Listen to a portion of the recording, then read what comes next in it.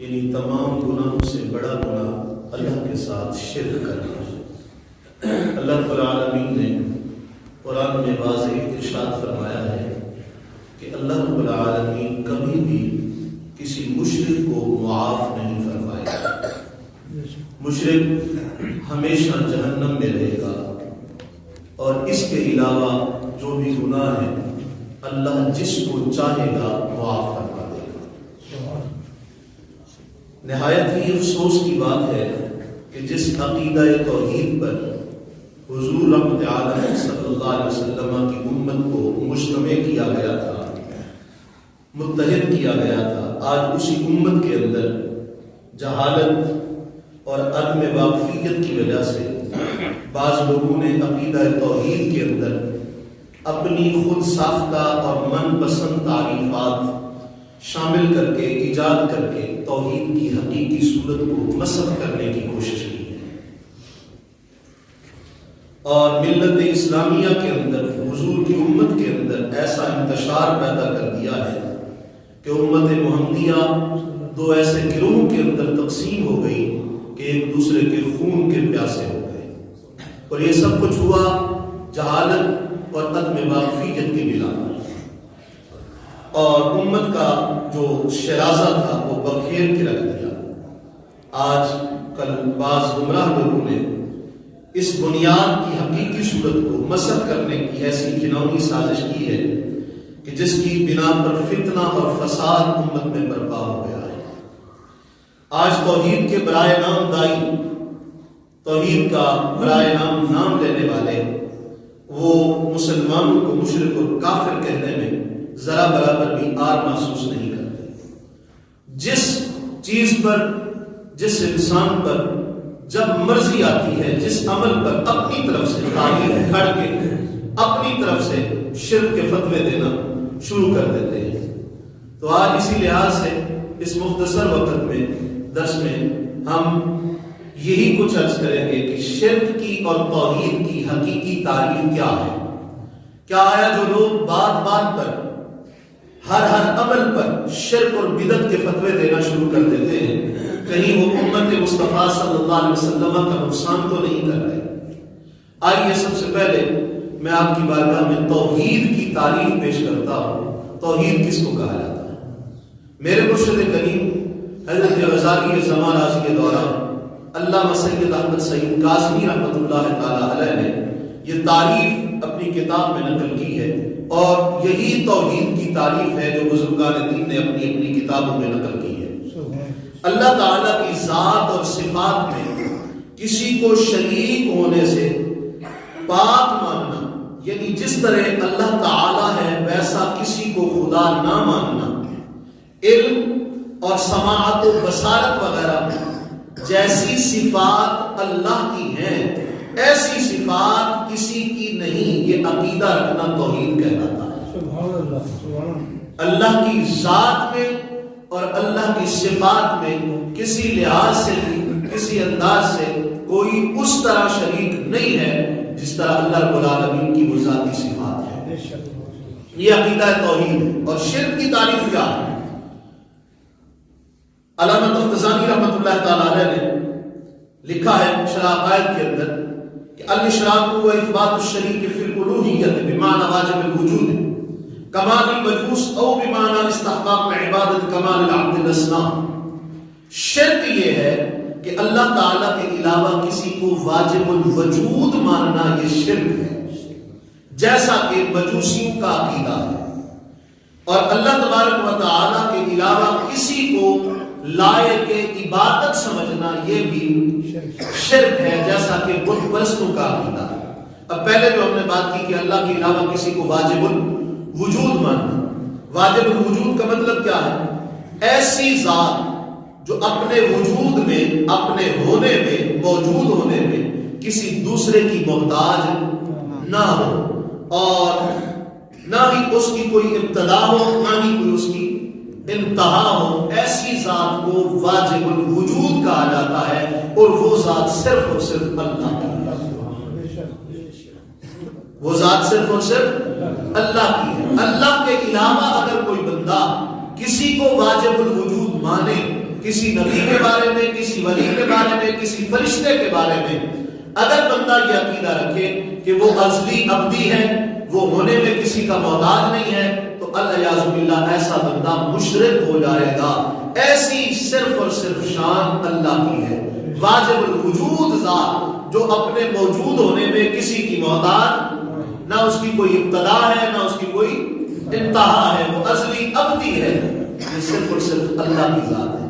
اللہ کے علاوہ کسی اور کے لیے، چاہے وہ کسی پیغمبر کے لیے عقیدہ رکھے، چاہے وہ کسی ولی کے لیے عقیدہ رکھے یا کسی فرشتے کے لیے ایسا عقیدہ رکھے، تو ایسا بندہ مشرک ہو جاتا ہے، اس کو شرک کہا جاتا ہے۔ دوسری چیز ہے، اور الحمدللہ اہل سنت کے اندر کوئی بھی بندہ چاہے وہ جتنا بڑا ان پڑھ کیوں نہ ہو، وہ یہ عقیدہ نہیں رکھتا کہ اللہ رب العالمین کی طرح کوئی واجب الوجود ہے۔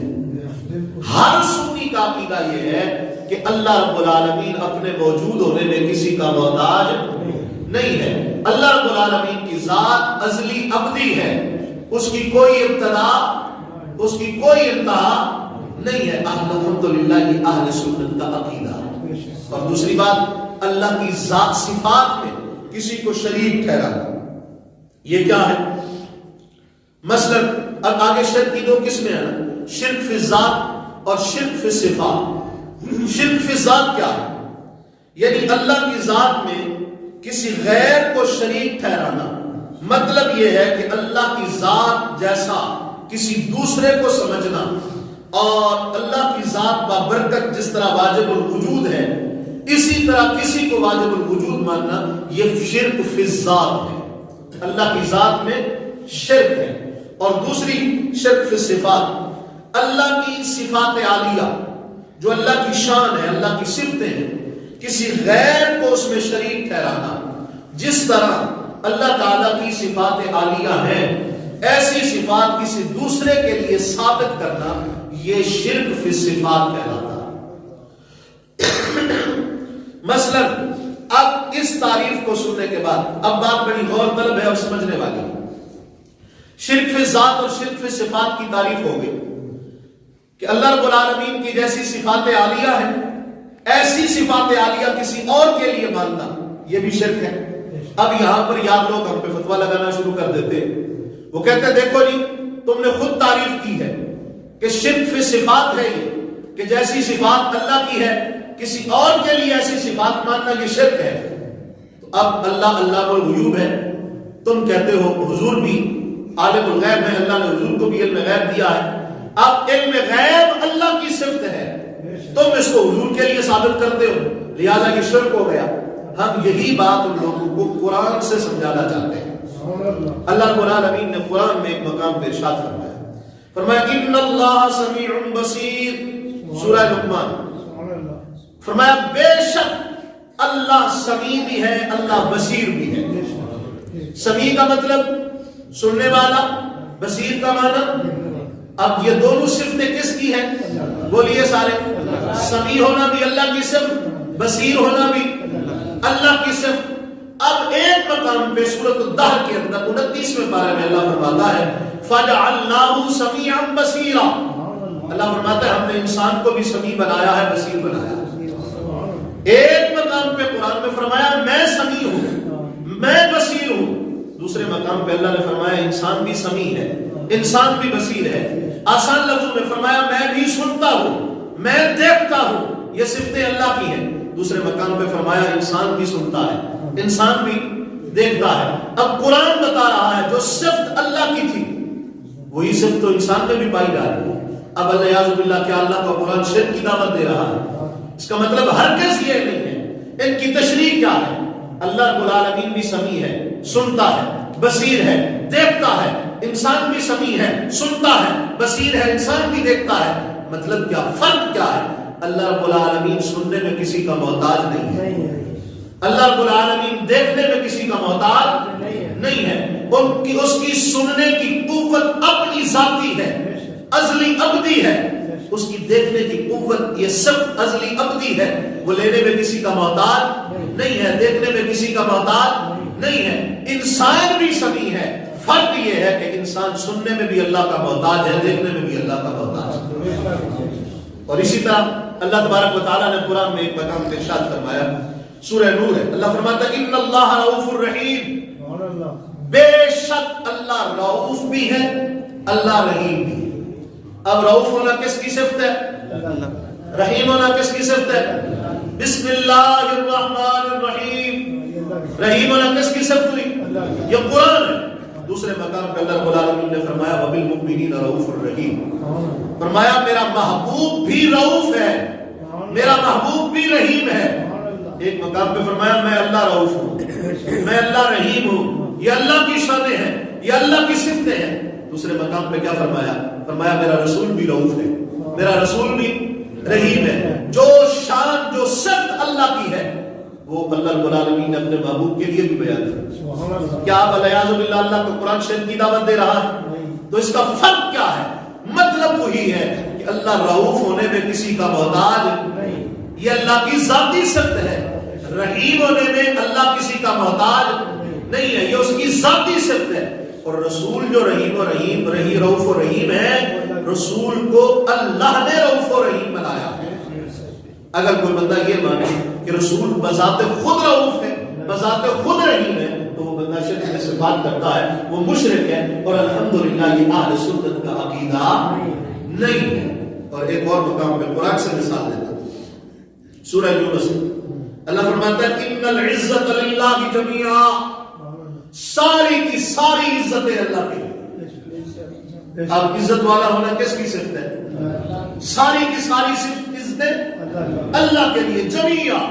قرآن میں ہی اللہ رب العالمین نے دوسرے مقام میں سورۃ المنافقون کے اندر فرمایا وَلِلَّهِ الْعِزَّةُ وَلِرَسُولِهِ وَلِلْمُؤْمِنِينَ، فرمایا عزت اللہ کے لیے ہے، عزت رسول کے لیے ہے، اور عزت مومنین کے لیے۔ حالانکہ ایک مقام پہ اللہ نے فرمایا ساری کی ساری عزتیں اللہ کے لیے۔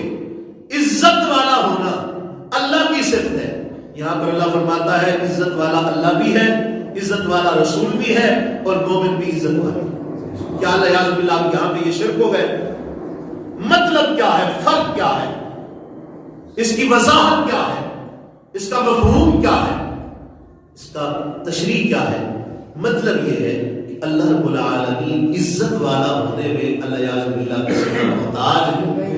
ساری عزتیں اس کی ذاتی ہیں، ساری عزتوں کا مالک وہی ہے، لیکن اللہ جو رسول کی عزتیں ہیں، جو مومنین کی عزتیں ہیں، اللہ رب العالمین کی عطا کردہ عزت ہے۔ اللہ کو عزت کسی نے دی اس کی ذاتی ہے، وہ خود مالک ہے، لیکن جو مومنین کے لیے عزت ہے، رسولوں کے لیے عزت ہے، وہ اللہ رب العالمین نے عطا فرمائی۔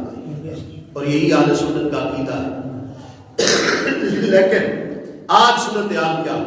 ہر عمل پہ شرک کا فتویٰ، ہر عمل پہ بدعت کا فتویٰ۔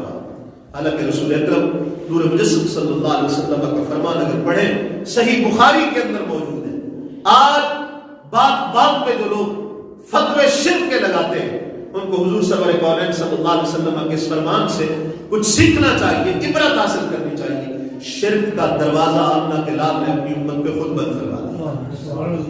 حضور نے کیا فرمایا؟ انی لا اخشی علیکم ان تشرکوا ولکن اخشی ان تنافسوا، فرمایا مجھے اس بات کا کوئی خطرہ نہیں ہے کہ میرا کلمہ پڑھنے والا میرے بعد شرک کرے گا۔ حضور کیا فرما رہے ہیں؟ مجھے اس چیز کا کوئی خطرہ نہیں، کوئی ڈر نہیں ہے کہ تم میرے بعد شرک میں پڑ جاؤ۔ فرمایا نہیں، میری امت، میرا کلمہ پڑھنے والا، میرا غلام میرے بعد شرک نہیں کر سکتا۔ ہاں یہ مجھے خطرہ ہے کہ تم ایک دوسرے کے ساتھ حسد ضرور کرو گے۔ اب شرک کا دروازہ کس نے بند کیا؟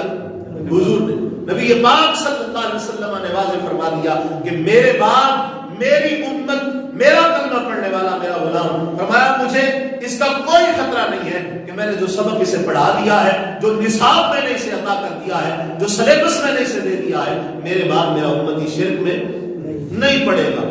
لیکن یہ کون لوگ ہیں؟ یہ کہاں سے آتے ہیں؟ کہاں بیٹھ کے علم پڑھتے ہیں؟ کہاں سے یہ دین حاصل کرتے ہیں؟ حضور فرماتے ہیں میرے بعد میری امت شرک میں نہیں پڑے گی، کلمہ پڑھنے والا شرک نہیں کرے گا۔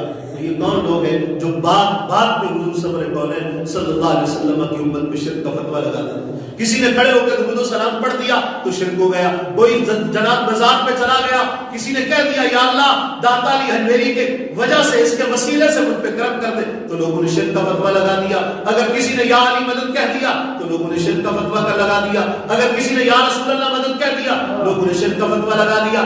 اگر کسی نے کہہ دیا کہ اے آمنہ کے لال ہم پہ نظر کرم کرے, اے آمنہ کے لال ہمیں عطا فرمائے, اے ہمارے محبوب صلی اللہ علیہ وسلم ہم پر کرم کیجیے, تو لوگوں نے شرک کا فتویٰ لگا دیا. آئیے یہی چیز حضور سرور کونین صلی اللہ علیہ وسلم کے فرمان سے دیکھتے ہیں. کیا حضور کے صحابہ بھی عمل کرتے تھے یا نہیں کرتے؟ آئیے میں آپ کو طبرانی کی ایک روایت سنا, اور اس روایت کے راوی کون ہے؟ مولا کل امیر المومنین خلیفۃ الرسول جناب سیدنا مولا مرتضی مولا مشکل کشا حضرت سیدنا علی المرتضی رضی اللہ تعالی. حضرت علی پاک فرماتے ہیں رسول اکرم صلی اللہ علیہ وسلم کی یہ عادت مبارکہ تھی, جب حضور سے کوئی بندہ سوال کرتا نا, اگر حضور اس کے سوال کو پسند فرماتے تو حضور کہتے نعم ٹھیک ہے, اچھا تیرا سوال حل کر دیا جائے. اگر حضور رحمت عالم کو سوال پسند نہ ہوتا تو حضور خاموش رہتے, کوئی جواب نہ دے. اب حضرت علی پاک رضی اللہ تعالیٰ عنہ فرماتے ایک روز ایک اعرابی آیا, دیہات کا رہنے والا, اس نے آ کے حضور سرور کونین صلی اللہ علیہ وسلم سے سوال کیا. اب حدیث کے لفظ سننا, حضور خاموش رہے. اس نے پھر سوال کیا, حضور خاموش رہے. اس نے پھر سوال کیا, تو رحمت عالم صلی اللہ علیہ وسلم نے فرمایا جھڑکنے کے انداز سے فرمایا سل ما شئت یا اعرابی, اے اعرابی جو تیری مرضی آئے مجھ سے مانگ, میں تجھے عطا فرماؤں. اب میں آپ سے پوچھتا ہوں یہ بات کون کر سکتا ہے؟ جس کے اختیار میں کوئی چیز نہ ہو, جو کچھ نہ کر سکتا ہو, جو مجبور ہو, وہ یہ بات کر سکتا ہے. یہ بات وہی کر سکتا ہے جسے اللہ رب العالمین نے اپنے کارخانے کا, اپنا کارخانہ قدرت کا اختیار تھا, جس کو اللہ رب العالمین نے مالک و مولا بنایا. حضور نے فرمایا جو مرضی آئے مانگ میں تجھے عطا فرماؤں. حضرت مولا علی پاک کیا فرماتے جب حضور نے یہ جملے بولے نا, کہتے اللہ کی قسم ہمیں اس اعرابی پہ رشک آنے لگا, ہمیں اس پہ رشک آنے لگا. ہم سوچنے لگے اب یہ رسالت امام صلی اللہ علیہ وسلم سے جنت کا سوال کرے گا, اب حضور سے یہ جنت مانگے گا. کیا ہم نے بلال نے فرما دیا جو مرضی آئے مانگ میں تجھے عطا فرماؤں. اب حضور سے یہ جنت طلب کرے گا. فرماتے ہیں ہمیں یہ رشک آنے لگا, کاش یہ اعلان عام جو ہے سب کے لیے ہوتا, ہم بھی حضور سے کچھ مانگتے. حضور رحمت عالم صلی اللہ علیہ وسلم کے غلام کہتے ہیں رشک آنے لگا. اعرابی نے مانگا تو کیا مانگا؟ عرض کی یا رسول اللہ مجھے سواری کے لیے اونٹ چاہیے. سرکار نے فرمایا عطا ہوا. اس نے کہا یا رسول اللہ مجھے ذات راہ چاہیے. حضور نے فرمایا عطا ہوا. یہ کہنے کے بعد اب آمنہ کے لال کے منہ سے نکلنے والے وہ پاکیزہ جملے سنیے. حضور نے فرمایا کتنا فرق ہے اس کے مانگنے میں اور بنی اسرائیل کی بوڑھیا کے مانگنے میں, ان دونوں کے مانگنے میں کتنا فرق ہے. پھر حضور نے خود ہی بیان فرمایا صحابہ و بنی اسرائیل کی بڑھیا کا قصہ کیا ہے, آؤ میں تمہیں سناتا ہوں. فرمایا جب حضرت سیدنا موسیٰ علیہ السلام اللہ کے حکم سے دریا میں اترنے لگے, اترے تو آپ کی سواریاں جو ہے وہ دریا تک پہنچی, پھر سواریوں کے منہ اللہ نے خود پھیر دیے, وہ واپس پلٹ پڑی, آگے نہیں جاتی. جناب موسیٰ نے اللہ کی بارگاہ میں عرض کی میرے مالک یہ کیا ماجرا ہے؟ اللہ نے فرمایا موسیٰ تو قبر یوسف کے پاس ہے, تیرے قریب قبر یوسف ہے, تو یوسف کے تابوت کو جب تک اپنے ساتھ نہیں لے کے جائے گا تیری سواریاں آگے نہیں جائیں. اب میرے مولا کس سے پوچھوں قبر یوسف کہاں ہے؟ تو اللہ رب العالمین نے فرمایا فلاں بوڑھی تیری امت کی وہ جانتی ہے, اس سے پوچھ. اب بتائیے اللہ خود بھی بتا سکتا تھا نا اپنے کلیم کو, لیکن اللہ رب العالمین نے ان لوگوں کے بھی منہ بند کرنے تھے جو کہتے ہیں نبیوں سے مانگنا شرک ہے, ولیوں سے مانگنا. وہ بوڑھی جانتی ہے, اس کے پاس جا. جناب موسیٰ نے بندے کو بھیجا, عورت سے پوچھا کہ تو جناب یوسف کی قبر کو جانتی ہے؟ اس نے کہا نہیں جانتی. اللہ کے کریم نے کہا پھر بتا نا. کہنے لگی ایسے ہی بتا دوں, پہلے کچھ مانگوں گی تو دے گا تو پھر بتا. سامنے امتی ہے, سامنے اللہ کا نبی ہے, کریم ہے. حضرت موسیٰ نے فرمایا مانگ کیا مانگتی ہے؟ یہ کون کہہ رہا ہے جی مانگ کیا مانگتی ہے؟ یہ کلیم کہہ رہا ہے. جب کلیم کے اختیار کا عالم یہ ہے تو حبیب کے اختیار کا عالم کیا ہوگا؟ اب اس بڑھیا کا مانگنا دیکھیں. ادھر اس اعرابی کو حضور نے فرمایا تھا سلما شیتا یا اعرابی جو مانگ. اس نے مانگا تو کیا مانگا؟ اونٹ زادرا. اب بڑھیا دیکھے بنی اسرائیل بڑی عقل مند خاتون تھی. قربان جاؤ اس کی سوچ میں. اللہ کے کلیم نے کہا مانگ کیا مانگتی ہوں؟ کہنے لگی موسیٰ تجھ سے جنت بھی مانگتی ہوں اور جنت میں تیرا ساتھ بھی مانگتی ہوں. یعنی سب سے بڑی نعمت اللہ کی جنت. جنت مانگتی ہوں اور جنت میں بھی اتنا اعلیٰ مقام جہاں پہ اللہ کا کلیم ہو. اب اللہ کے کلیم نے کیا کہا؟ اللہ کے کلیم نے فرمایا تو جنت مانگ لے تیرے لیے یہی کافی ہے. جنت پہ راضی ہو جا, جنت مانگ لے اور قبر یوسف کا بتا. اس نے کہا نہیں, جو مانگ لیا مانگ لیا, جو مانگ لیا ہے مانگ لیا, تو دے گا. جناب موسیٰ علیہ السلام بار بار اس سے تکرار کرتے رہے. اگلے جملے سننا روایت کی. فرمایا بس جنت پہ راضی ہو جا, تکرار ہو رہا ہے. اللہ نے جبرائیل کو بھیجا. فرمایا جبرائیل میرے کلیم کے پاس جا, اسے جا کے میرا پیغام سنا. یہ جو مانگتی ہے تو دے دے, تیرا نقصان ہی کیا ہے؟ جو مانگتی ہے تو دے. اب کس سے مانگ رہی ہے بتائیے ذرا؟ موسیٰ سے. کون عطا کر رہا ہے؟ جناب موسیٰ. جنت بھی اور جنت میں اتنا اعلیٰ مقام بھی کہ جناب کلیم اللہ کا پڑوس, جناب کلیم اللہ کا ساتھ. تو اللہ نے فرمایا موسیٰ جو مانگتی ہے دے دے, تیرا نقصان ہی کیا؟ تو جناب سیدنا موسیٰ علیہ السلام نے فرمایا جا تجھے جنت بھی دی اور جنت میں اپنا پڑوس بھی عطا. اس نے جناب یوسف کی قبر کا پتہ بتایا. جناب موسیٰ نے تابوت اٹھایا اور آگے چل پڑے. اب اس روایت کو ذہن میں رکھیں, اس پہ ذرا غور کریں. پہلی بات حضور سرور کونین صلی اللہ علیہ وسلم کا یہ ارشاد اعرابی سے کہ جو جی میں آئے مانگ, جو جی میں آئے مانگ. ہم سب کچھ عطا فرمانے کا اختیار رکھتے ہیں. تو حضور سرور کونین صلی اللہ علیہ وسلم کا یہ ارشاد اس بات کی گواہی دے رہا ہے کہ اللہ کے محبوبوں سے مانگنا شرک. اگر مانگنا شرک ہوتا تو کیا حضور عربی کو فرماتے جو مرضی آئے گا؟ ثانیہ دوسری چیز, مولا علی کرم اللہ وجہ الکریم آپ کا یہ فرمانا کہ ہمیں اس کی قسمت پہ رشک آیا کہ یہ ارشاد ہمارے لیے ہوتا. بتائیے اب کوئی شرک پر بھی رشک کر سکتا ہے؟ وہ نبی سے مانگ رہا ہے. علی کہتے ہیں مجھے اس کے مانگنے پہ رشک آیا, کاش یہ اعزاز ہمیں ملتا. تو پتا چلا اللہ کے محبوبوں سے مانگنا شرک نہیں ہے. اللہ رب العالمین کے محبوبوں کے توسل سے مانگنا بھی شرک نہیں ہے. اللہ رب العالمین کے محبوبوں کو پکارنا بھی شرک نہیں ہے. حضرت سیدنا عبداللہ بن عمر رضی اللہ تعالیٰ, آپ جنگل میں تھے, آپ کا پاؤں مبارک سن ہو گیا, پاؤں نے کام کرنا شروع کر, کام کرنا ختم کر, پاؤں ہلتا نہیں, تکلیف ہو گئی پاؤں. اب جناب عبداللہ بن عمر کون ہے؟ جناب عمر رضی اللہ تعالیٰ عنہ کے شہزادے, صحابی رسول. اب صحابی رسول کا عمل دیکھیں, جس چیز پر لوگ ہم پر شرک کے فتوے لگاتے ہیں. اب جناب سیدنا عبداللہ بن عمر وہاں بیٹھے, پریشان ہے, پاؤں شل ہے, پاؤں کام نہیں کرتا. تو ایک بندہ قریب آیا, اس نے کہا وظیفہ بتاؤں, ایک بات بتاؤ, عمل کرو گے؟ یہ الادب المفرد کے اندر امام بخاری علیہ رحمہ نے نقل کی ہے. بخاری لوگ بڑی کرتے ہیں. امام بخاری نے اپنی کتاب میں نقل کیا الادب المفرد کے اندر. حضرت عبداللہ بن عمر کہنے لگے اگر کوئی حل ہے بتا نا. اس نے کہا ہے عبداللہ جس سے کائنات میں تو سب سے زیادہ پیار کرتا ہے اس کو آواز مار تیرا پاؤں کی بولے. اب وہ بتانے والا بھی جانتا تھا کہ عبداللہ بن عمر سب سے زیادہ کس سے پیار کرتا ہے, سب سے زیادہ محبت کس سے کرتا. امام بخاری علیہ رحمہ لکھتے ہیں جناب عبداللہ بن عمر نے وہیں پہ کھڑے کھڑے کہا یا محمد آہو. جو ہی زبان پہ یہ جملے آئے تو جناب سیدنا عبداللہ بن عمر رضی اللہ تعالیٰ عنہ کا پاؤں کی بولے.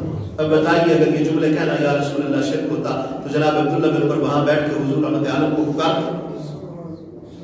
تو پتا چلا یہ چیزیں شرک نہیں ہے. بزرگوں کی مزاروں پہ جانا, چادر چڑھانا, یہ پھول چڑھانا, یہ شرک, یہ بالکل شرک کی تعریف میں نہیں آتے. فاتحہ پڑھنا مزاروں پہ جا کے, یہ بھی شرک کی تعریف میں نہیں آتے. بزرگوں کو خدا کی بارگاہ میں وسیلہ بنانا, یہ بھی شرک میں, یہ قرآن کی تعلیمات میں سے ہے. اور بزرگوں کی مزاروں کے سامنے مراقبہ کرنا, یہ روحانیات میں سے ہے، یہ بھی شرک میں نہیں آتا۔ بزرگوں کی مزاروں کا ادب کرنا یہ بھی شرک میں نہیں آتا۔ بزرگوں کی مزاروں پہ جا کے وہاں فاتحہ پڑھ کے اپنے لیے اپنی اولاد کے لیے دعائیں کرنا ان کے وسیلے سے، ان کو اللہ کی بارگاہ میں وسیلہ بنانا، یہ بھی شرک نہیں ہے۔ تو جو لوگ ان چیزوں پہ شرک کا فتویٰ لگاتے ہیں وہ حضور کی امت کے شرازے کو بکھیرتے ہیں اور حضور کی امت کے ساتھ دھوکھا کرتے ہیں۔ ہاں، قبر پر جانا سجدہ کرنا، اگر وہ قبر والے کو خدا سمجھ کے سجدہ کر رہا ہے، وہ کسی بھی عقیدے سے تعلق رکھتا ہو، بندہ دائرہ اسلام سے خارج ہے، وہ کافر ہے، وہ مشرک ہے۔ اور اگر خدا سمجھ کے سجدہ نہیں کرتا، تعظیم کے لحاظ سے سجدہ کرتا ہے، تو یہ بھی حرام ہے، حرام ہے، حرام ہے، اشد گناہ ہے۔ اور اس چیز کا خیال کس کو رکھنا چاہیے؟ درباروں کے سجادہ نشینوں، درباروں کے مجاہروں۔ اگر کوئی جاہل دربار میں جا کے ڈھول پیٹتا ہے، دربار میں جا کے وہ شرکیہ عمل کرتا ہے، تو اس کا ذمہ دار وہ دربار پر بیٹھا ہوا مجاور اور دربار کا سجادہ نشین بھی ہے، جو چند بتاشوں کے لیے اور چند پیسوں کے لیے عورتوں اور جرسی اور بھنگیوں کو جانوروں کی طرح درباروں میں آنے جانے کی اجازت دیتے ہیں۔ اللہ رب العالمین کے ولیوں کے دربار ہرگز اس چیز کے لیے نہیں ہے، اور ان کی تعلیمات بھی یہ نہیں ہے۔ تو شرک کی تعریف آیا آپ نے سنی، توحید کی تعریف بھی آپ نے سنی، اور جو کام ہم کرتے ہیں جن کی وجہ سے ہم پر فتوے لگائے جاتے ہیں شرک کے، وہ چیز بھی آپ نے دیکھی۔ الحمدللہ آج بھی اہل سنت کا وہی عمل ہے جو رحمت کائنات صلی اللہ علیہ وسلم کے صحابہ کا عمل ہوا کرتا ہے۔ اللہ رب العالمین عمل کی توفیق عطا فرمائے، آمین بجاہ النبی۔